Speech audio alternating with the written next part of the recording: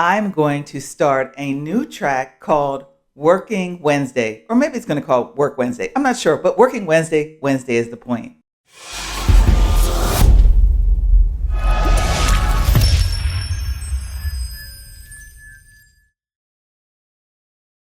Let me not just talk about it, but let me be about it. For those that still have doubt, the naysayers, I've done a little test, literally, a job description test, just so that I'm certain that the name of the game is still characters matter. And so too will you, if you pay close attention and stay with me, yes, all the way to the end, just to find out how much they matter. My hypothesis is characters matter, which will be the focus of our video today. But it also opens the door for what will be a Wednesday series, Working Wednesdays. To keep it simple, my name is Lisa. Lisa, that's 4 characters. Characters in this context will reflect the keystrokes, I do it like this, that you enter into your job description. If you are not aware yet, USAJOBS, whether you're building your own resume or entering into your profile, it gives you 5,000 characters to write about your knowledge, skills, and abilities, which they highlight clearly as duties, accomplishments, and related skills.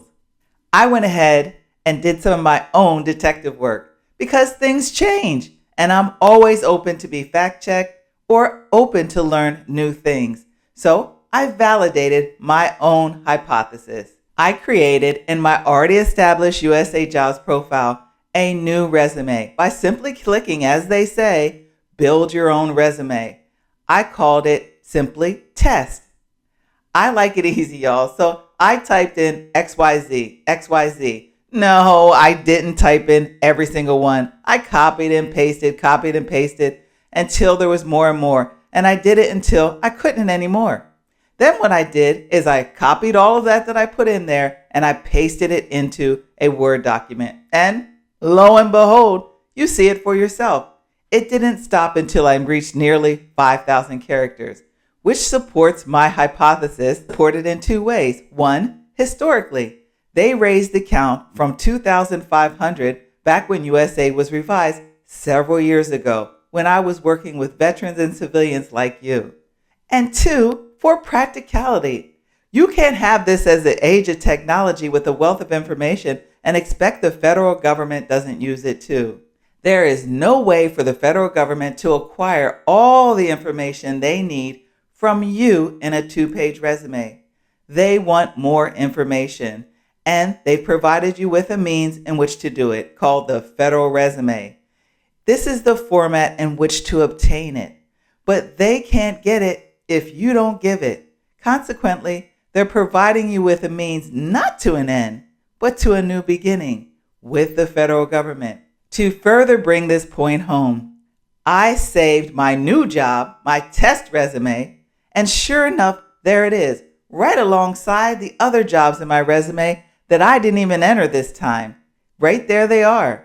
I entered those jobs years ago in my fully developed profile.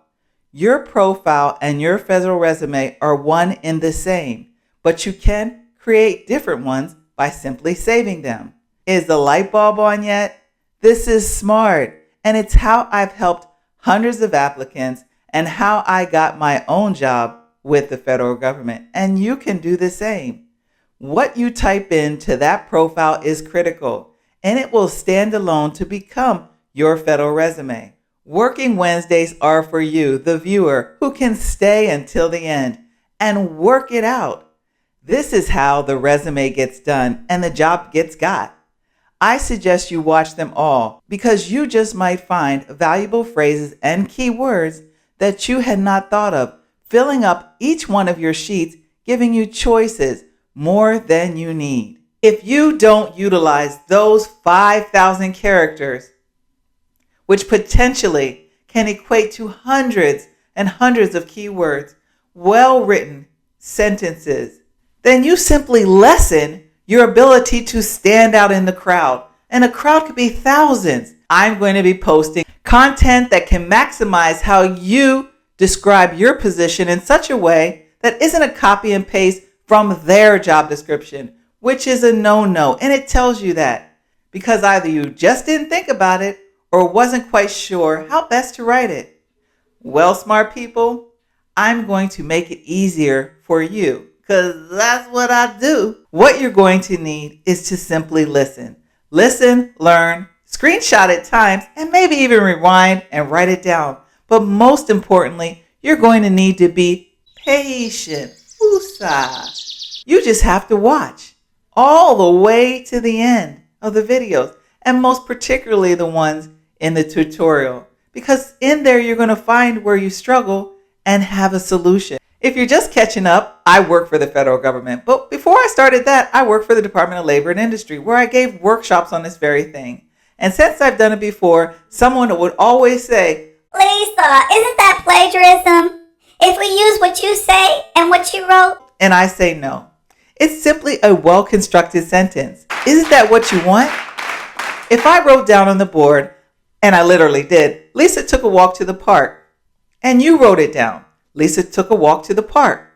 Isn't that simply both of us knowing what Lisa did, where she went, and we wrote about it? It's a well-constructed sentence. A sentence that simply would be more advantageous for you to use than to not. And if you felt the urge to put a little something in it, change it to Fred took a walk to the park. Fred being you, of course. Those smart people, you can either take my advice and use it or leave it on the table. Fred, what I suggest you do is have 3 sheets of paper, old-fashioned paper. One with the title knowledge, the other with skills, and yet another with abilities. Notice the correlation that I also wrote down on here. Related skills, accomplishments, and duties. Those are the exact same verbiage that's at the top of every job description position that you're entering into the box. So we want to keep it consistent. This way, when I provide you with a well-constructed skill set, you'll select for yourself which sheet might be the best to write it in. And if you haven't performed the task before, but have trained in it, you'll simply reframe the sentence by using able to, can, studied, and so forth. Write it under your abilities. And before you know it, a little of this and a little of that and a pinch of this and a pinch of that, and you'll have it. 5,000 characters. I'm assuring you, you'll have more. Most importantly, hundreds of keywords that clearly convey your knowledge, skills, and abilities. So let's take a look at the cook again that we used in a previous video. Let's pull a sentence or two from that and use it as a trial run. Okay, so let's take a look at what I've used before. Clean food preparation area, cooking surfaces and utensils, food safety and sanitation, assess equipment for functionality. Now, this is not a test. You decide where it goes on your sheets. But if you work in the food service industry, there goes to show how many keywords you may be missing. Do you think that the government, with all of its resources, is just looking for a person who's cooked? To just say, I can cook anything? Our country, our government, and all of our tax-paying dollars want more. So that's what we are going to give them. We're going to give them more with these key phrases. Did you catch that? Key words aren't always words, they're phrases too. Working Wednesdays are for you. I suggest you watch them. Watch every single one of them, as you might just find keywords or phrases that help you fill up your sheet. Of course, this is a lot of work. I've never sugarcoated that. It's not monster.com, and it's definitely not LinkedIn.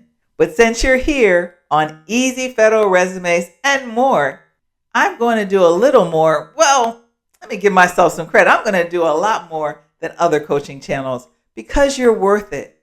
So let's roll up our sleeves and let's put in the work together. In the meantime, let me know down in the comments what your field of work is, and then maybe I can look for information for you too if it's something that I haven't covered. Until then, see you Wednesday. Bye, smart people.